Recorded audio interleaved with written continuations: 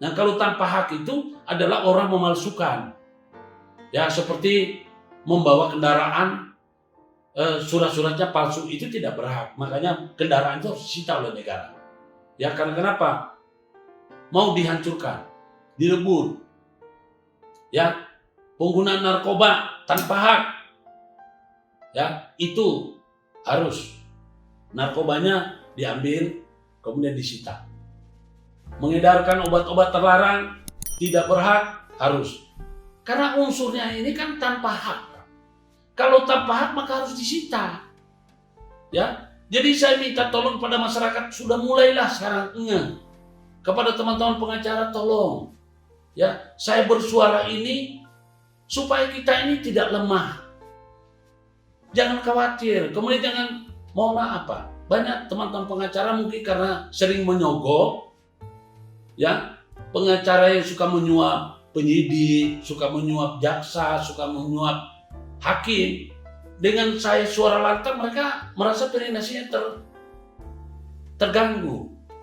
Buat apa kita mendapatkan rezeki dari menjolimi orang? Tidak bagus. Anda mungkin perutnya kenyang, tapi nanti isinya kotoran. Ya, tolong. Saya tidak mengeneralisir. Saya tahu penyidik masih banyak yang bagus, masih banyak yang baik. Kemudian JPU masih banyak yang baik. Hakim masih banyak yang baik. Tetapi inilah setitik merusak susu belanga. Ini yang saya maksud adalah JPU, penyidik, dan hakim menangani perkara saya curang, Pak. Coba bayangkan. Sekarang perkara yang sedang lagi ditangani di Surabaya. Ini tentang perkara pidana, ini picos juga. Registrasinya picos, yang tangani di pengadilan negeri adalah memang seksi picos. Tetapi pada waktu pengendalian perkara di kepolisian, penyidik adalah dilakukan oleh kepala seksi tindak pidana umum. Ya. Ini perkaranya adalah nomor 1718. Locus delicti itu kejadiannya ada di Sidoarjo. Karena kami protes, ya, akhirnya dipindah ke Surabaya. Dasar pemindahan dari Surabaya adalah surat keputusan Ketua Mahkamah Agung berdasarkan melalui rujukan pasal 85 KUHP. Pasal 85 KUHP itu mengatakan bahwa pemindahan itu atas surat keputusan dari Menko Polhukam, Menkumham dahulu. Itu Ketua Mahkamah Agung hanya mengajukan. Kemudian alasan pemindahan itu adalah di pengadilan setempat itu keadaannya tidak aman. Karena kalau orang yang dipidana, orang yang diproses itu mungkin di sana banyak pendukungnya, banyak pengikutnya, takut nanti rusuh. Demi keamanan dipindah ke pengadilan lain. Itu perintah KUHP. Atau kalau tidak ada bencana alam. Di pengadilan negeri Sidoarjo tidak ada bencana alam. Tapi apa? Dipindah juga ke Surabaya. Karena apa? Karena pelapornya perkara ini itu adalah sekretaris pengadilan negeri Sidoarjo. Jangan salah. Sekarang ini sekretaris pengadilan negeri Sidoarjo sudah dipindah lebih dulu ke Surabaya sebelum persidangan perkara yang kami punya ini dipindah ke Surabaya. Jadi mana nanti netralitasnya? Buktinya apa? Hakim yang memeriksa perkara kami, dia tidak adil. Dia tidak netral, dia memihak karena sekretaris dari pengadilan negeri Surabaya selaku pelapor dari perkara ini masih ada di sana. Jadi saya ingin sampaikan ini, mudah-mudahan masyarakat ini tolong jangan takut untuk menyebarkan, ini bukan berita bohong. Saya punya bukti-buktinya. Anda tidak perlu takut. Undang-undang ITE unsurnya adalah Undang-Undang ITE pasal 273 adalah penghinaan, menghina seseorang, ya, menyebutkan namanya menghina seseorang, memfitnah berarti hoak. Saya ini sedang lagi membantu masyarakat memberi edukasi. Jadi dengan perpindahan perkara saya ini, ya, tolong diperhatikan saudara-saudaraku, ini akan menjadi tontonan yang baik Ya, saya kemarin itu protes. Saya berjanji akan saya sajikan, ya, dengan adanya ini, dengan adanya penolakan eksepsi kami, ini akan menjadi pertunjukan. Tiap hari saya akan ribut. Saya protes. Ya, kalau selama ini saya edukasi hanya dari mimbar ini, maka saya akan memberikan edukasi dari pengadilan. Tolong diingat, persidangan itu terbuka untuk umum. Dan terhadap perkara pidana, hak terdakwa harus dijunjung tinggi. Praduga tak bersalah. Kami ini sudah jelas dilecehkan. Perkara pidana delik aduan, pelapornya hanya menggunakan surat tugas dan itu atas nama institusi.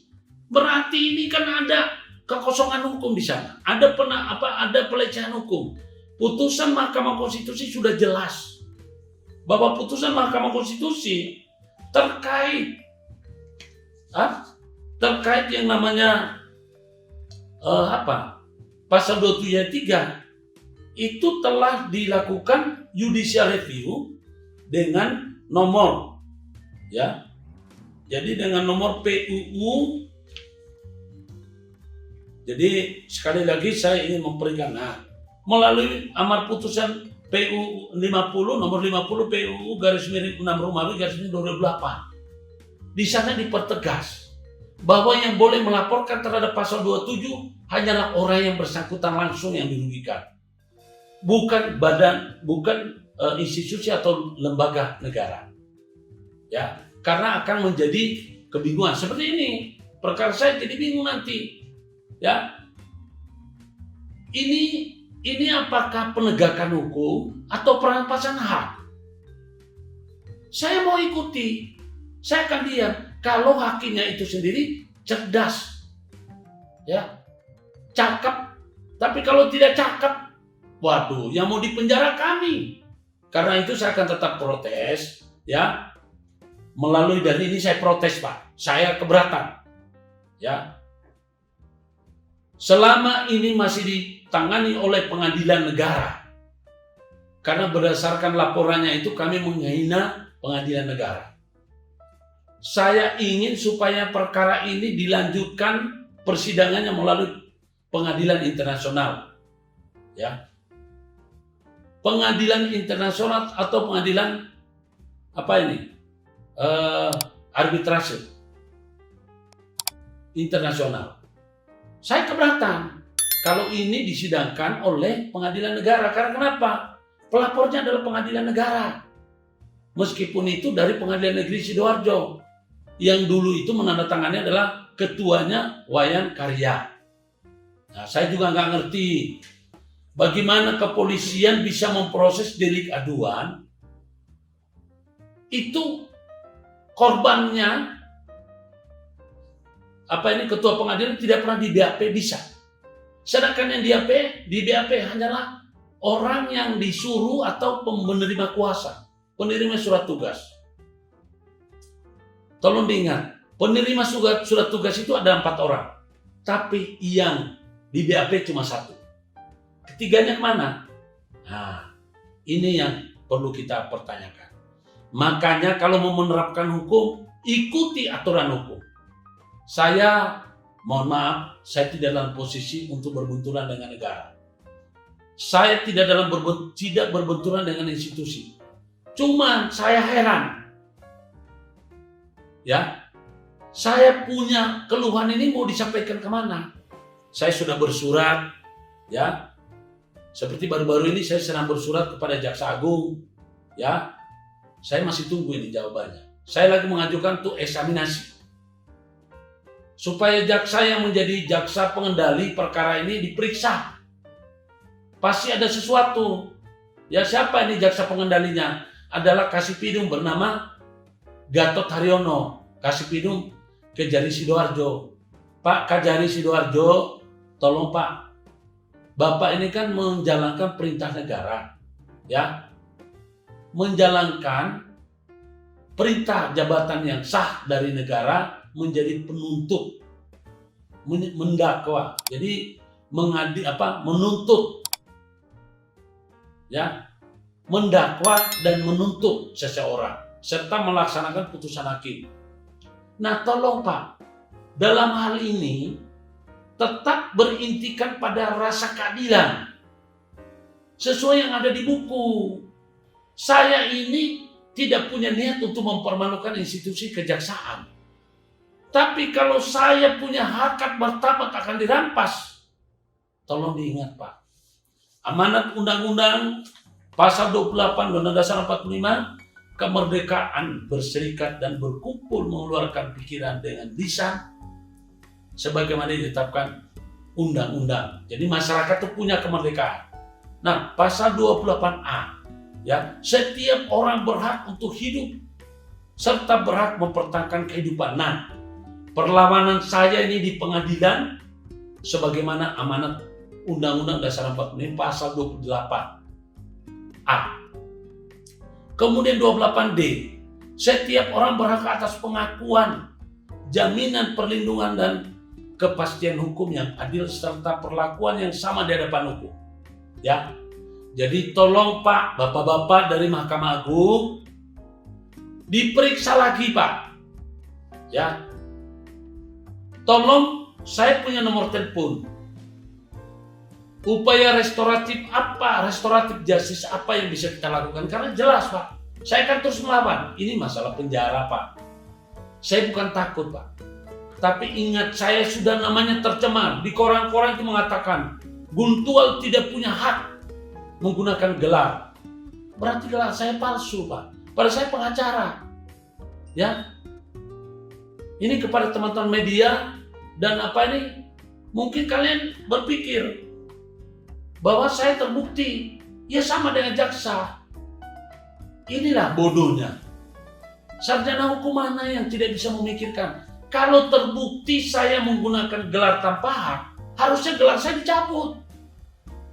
Jadi sekali lagi kepada yang terhormat Bapak Presiden Joko Widodo, ya presiden yang baik, sebagai presidennya G20, presiden dunia G20, ya, kemudian Bapak Mahfud MD, Profesor Doktor, ya, kemudian Bapak Safrudin, Bapak Ketua Mahkamah Agung Republik Indonesia, dan Bapak Dirjen, Direktur Jenderal Badan Peradilan Umum Mahkamah Agung. Tolong Pak, dilihat. Pertama, perkara yang tentang perkara kasasi nomor 33, ya, nomor 33K garis miring Pitsus garis miring 2021, ya. Saya itu didakwa pasalnya 28 ayat 7, penggunaan gelar tanpa hak. Tapi unsur pidananya adalah penggunaan gelar sebelum waktunya. Bapak, penggunaan gelar sebelum waktunya nggak ada dalam undang-undang. Yang membuat saya jadi heran, kenapa? Ya, saudara saya, Bapak Ketua Majelis, ya tolong Pak, saya mohon maaf, ya, Bapak ini Andi, berarti Bapak Bugis Pak, ya, Bapak Haji Andi Samsanandro Esa, ini saya bingung ini, ya, kenapa Bapak Dr. Haji Andi Samsang Ngandro SHMH, ya, memutus perkara ini. Kalau ini benar, Pak, Bapak harus ingat Pak, di dalam pengajuan kontra memori kasasi kami sudah jelas kami sampaikan di sana. Apa yang kami sampaikan Pak? Ya, itu tolong diperhatikan Pak Ngandro, ya. Di sana itu sudah jelas ada satu apa? Ya, saya ingin memberitahu kepada Bapak, itu ijazah yang dipakai, fotokopinya itu diperoleh penyidik dari pelapor. Saya nggak tahu pelapor itu dapat dari mana. Karena saya tidak pernah menyerahkan kopi ijazah saya kepada pelapor, maka saya anggap itu dicuri ilegal. Lalu yang herannya Bapak Kapolri, penyidik Polres Sidoarjo itu, ya, sudah pernah saya laporkan ke Propam. itu melegalisir tanpa membawa aslinya.